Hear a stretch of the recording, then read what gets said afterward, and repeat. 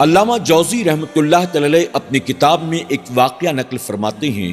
آپ فرماتے ہیں کہ اللہ کے ولی جناب حبیب اجمی رحمۃ اللہ تعالی کے پاس اکثر ایک امیر آدمی آیا جایا کرتا تھا۔ وہ اپنے دور کا بہت بڑا تاجر تھا اور اپنے علاقے کا سب سے زیادہ مالدار تھا۔ اس کے پاس مال و دولت کی کوئی کمی نہیں تھی، لیکن جیسے ایک عام آدمی دنیا دار ہوتا ہے ویسے ہی وہ بھی دنیا دار تھا۔ اس کے دل میں دین کے مقابلے دنیا کی محبت کوٹ کوٹ کر بھری ہوئی تھی۔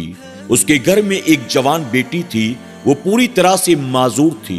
جناب حبیب اجمی رحمۃ اللہ تعالی اس شخص کو اکثر یہ سمجھاتے اور اس کی اصلاح کرتے، اللہ تبارک و تعالیٰ نے تجھے تمام طرح کی نعمتیں عطا کی ہیں، اس کے باوجود تو دنیا کے پیچھے پیچھے بھاگتا رہتا ہے۔ کیا ہی بہتر ہو کہ تو رب کی بارگاہ میں توبہ کر لے، دل سے دنیا کی محبت کو نکال دے اور اپنی آخرت کو سنوارنے کی کوشش کر، اپنے رب کی اطاعت اور فرمانبرداری میں لگ جا، اپنے رب کو راضی کر لے۔ اس پر وہ امیر آدمی مسکرا کر کہتا کہ حضور، جب وقت آئے گا تو رب کی بارگاہ میں توبہ بھی کر لوں گا، دیندار بھی بن جاؤں گا، دنیا سے منہ بھی پھیر لوں گا، لیکن ابھی وقت نہیں آیا۔ یعنی جتنی مرتبہ جناب حبیب اجمی رحمۃ اللہ تعالی اسے سمجھانے اور اس کی اصلاح کرنے کی کوشش کرتے، وہ ہمارے اور آپ کی طرح ٹال مٹول کرتا، بہانے بازی کرتا۔ وہ کہتا بہت جلد توبہ کر لوں گا، بہت جلد دیندار بن جاؤں گا، بہت جلد دنیا کو ٹھوکر مار دوں گا، بس تھوڑا وقت اور دیں، تھوڑا سا اور انتظار کریں۔ یعنی وہ ہمیشہ ہمارے اور آپ کی طرح بہانے بازی کیا کرتا تھا۔ جناب حبیب اجمی رحمۃ اللہ تعالی ہمیشہ اس بندے کی اصلاح کرتے اور وہ ہمیشہ ٹال مٹول کر کے وہاں سے چلا جاتا۔ ایک مرتبہ علامہ جوزی رحمۃ اللہ تعالی لکھتے ہیں، ایک دن وہی امیر کبیر آدمی بھاگتا ہوا جناب حبیب اجمی رحمۃ اللہ تعالی کی بارگاہ میں حاضر ہوا۔ اس سے پہلے کہ وہ کوئی بات کرتا، جناب حبیب اجمی نے معمول کے مطابق اس سے کہا، توبہ کر لے، دنیا کو ٹھوکر مار دے، اللہ کی اطاعت اور فرما برداری کر، اپنے آپ کو گناہوں سے بچایا کر۔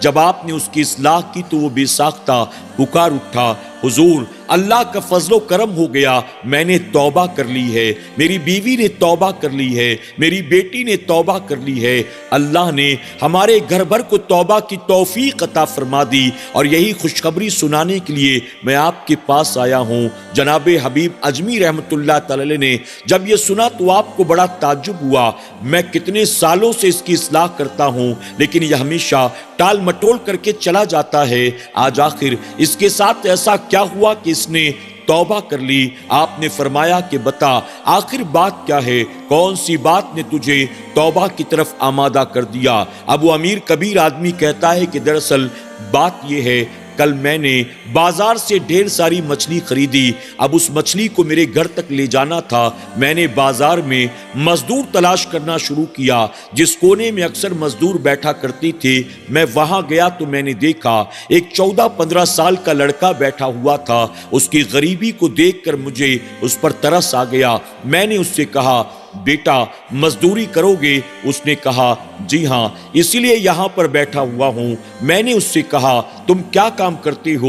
وہ کہتا ہے، مزدوری کرتا ہوں، اللہ کی توفیق سے اللہ کی عبادت بھی کرتا ہوں، اور جو وقت مل جاتا ہے علم دین حاصل کرنے کی کوشش کرتا ہوں۔ اب وہ امیر کبیر آدمی کہتا ہے کہ ٹھیک ہے، میں اسے اپنے ساتھ لے کر آیا جہاں میں نے مچھلیاں خریدی تھی، میں نے اسے مچھلیاں دکھائیں، اپنے گھر کا پتہ بتایا، اور میں نے کہا یہ مچھلیاں میرے گھر تک پہنچانی ہے، بتاؤ کتنے پیسے لوگے؟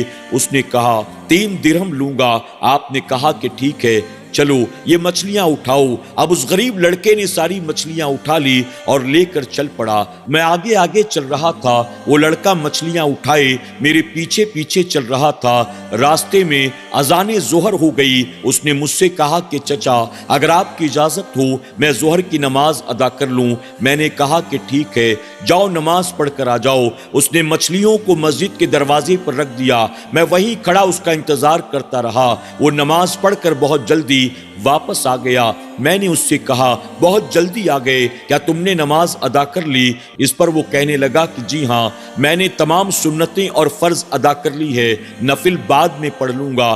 میں نے کہا نفل بھی پڑھ ہی لینا تھا، آخر کتنا وقت لگتا؟ اس پر وہ لڑکا کہتا ہے کہ نہیں، مجھے ایسا محسوس ہوا کہ کہیں دیر زیادہ ہو گئی تو آپ مجھے کام چور نہ سمجھیں، اس لیے میں واپس آ گیا، نفل بعد میں ادا کر لوں گا۔ وہ شخص کہتا ہے کہ اس نوجوان کی باتوں سے میں بڑا متاثر ہوا۔ اس کے بعد اس لڑکے نے پھر سے مچھلیوں کو اٹھایا اور میرے پیچھے پیچھے چل پڑا۔ کچھ دیر کے بعد جب ہم دونوں گھر پہنچ گئے تو وہ شخص کہتا ہے کہ میں نے اپنی بیوی کو اس لڑکے کے بارے میں تمام باتیں بتائیں کہ کس طرح سے 3 درہم کے عوض وہ لڑکا ان مچھلیوں کو گھر تک پہنچانے کے لیے تیار ہوا۔ وہ لڑکا عبادت بھی کرتا ہے، علم دین بھی حاصل کرتا ہے اور بہت نیک معلوم دیتا ہے۔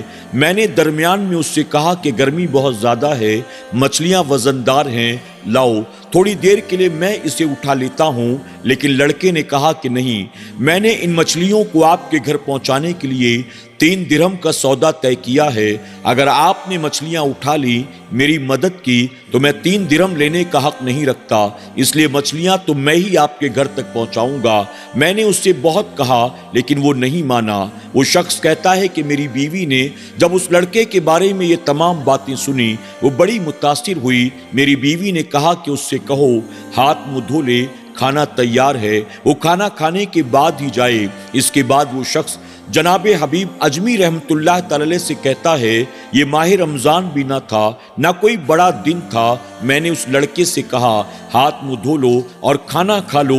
اس پر وہ کہنے لگا کہ نہیں، میں کھانا نہیں کھا سکتا کیونکہ میرا روزہ ہے۔ اللہ اکبر! اس نے روزہ رکھا ہوا تھا اور گرمیوں کا موسم تھا، ساتھ ہی وزندار مچھلیوں کو اٹھایا۔ مجھے بڑا تعجب ہوا جب میں نے اپنی بیوی کو بتایا کہ وہ حالت روزہ سے ہے۔ میری بیوی اور زیادہ متاثر ہوئی۔ اس نے کہا کہ اس سے کہو ہمارے یہاں روزہ افطار کرے اور رات کا کھانا بھی ہمارے ساتھ کھائے۔ میں نے اسے دعوت دے دی، اس نے میری دعوت کو قبول کیا۔ اس کے بعد میں نے اسے اپنے علاقے کی مسجد تک پہنچا دیا۔ مسجد میں جا کر اس نے نماز عصر کو ادا کیا۔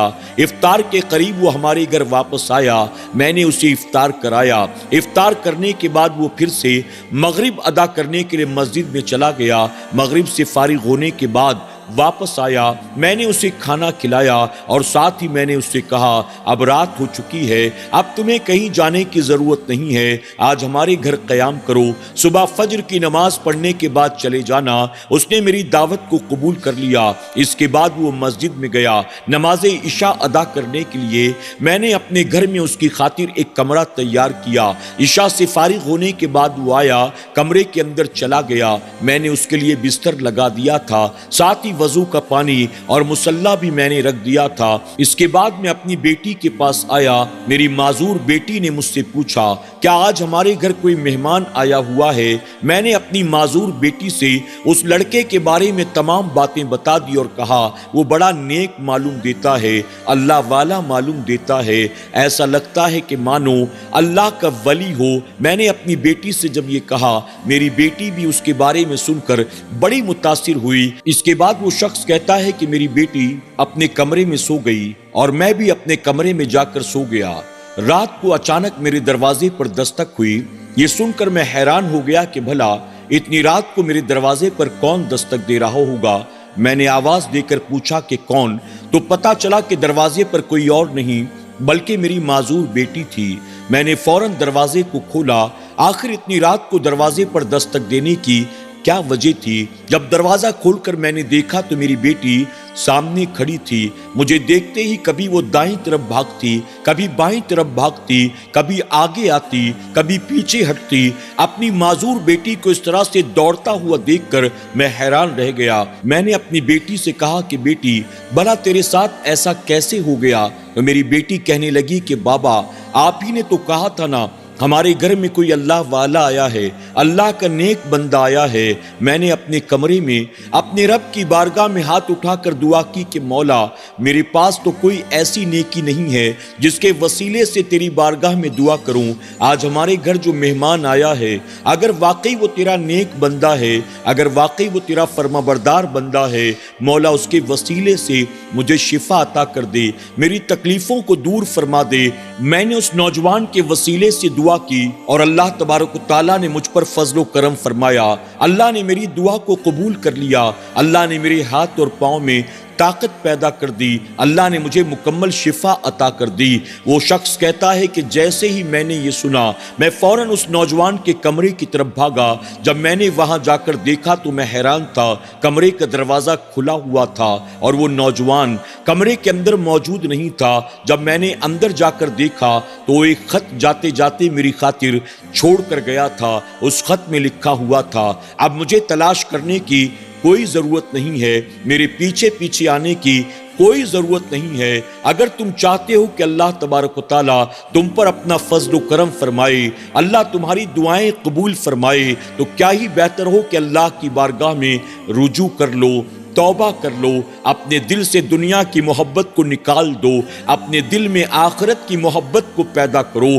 وہ شخص جناب حبیب اجمی سے کہتا ہے، بس اس نوجوان کے خط کو پڑھنا تھا، اللہ تبارک و تعالیٰ نے میرے پورے گھر بھر کو توبہ کی توفیق عطا کر دی، اور آپ کو یہی بتانے کے لیے آیا ہوں، اب میرے دل سے دنیا کی محبت نکل چکی ہے، اب میں بھی دین کے راستے پر چلوں گا، اللہ رسول کی اطاعت و فرما برداری کروں گا۔ میں نے دنیا بہت جمع کر لی، اب اپنی آخرت کو سنوارنے کی کوشش کروں گا۔ سبحان اللہ۔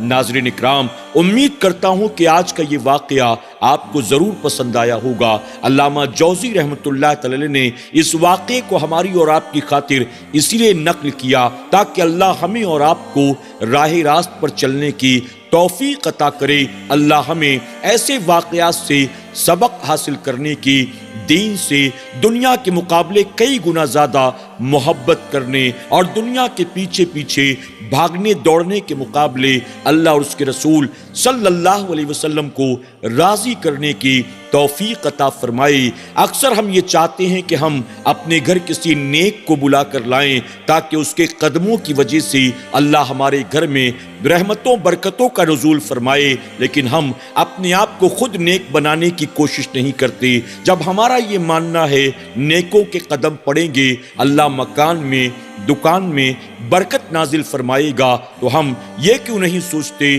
ہم خود بھی نیک بن جائیں گے۔ اللہ تبارک تعالیٰ ہمارے گھر میں دکان و مکان میں رحمتوں برکتوں کا نزول فرمائے گا۔ اللہ رب العزت کی بارگاہ میں دعا ہے کہ میرا کریم ہمیں اور آپ کو اپنے محبوبین کے نقش قدم پر چلنے، نیکوں کے راستے پر چلنے اور اپنی دنیا اور آخرت کو سنوارنے کی توفیق عطا فرمائے۔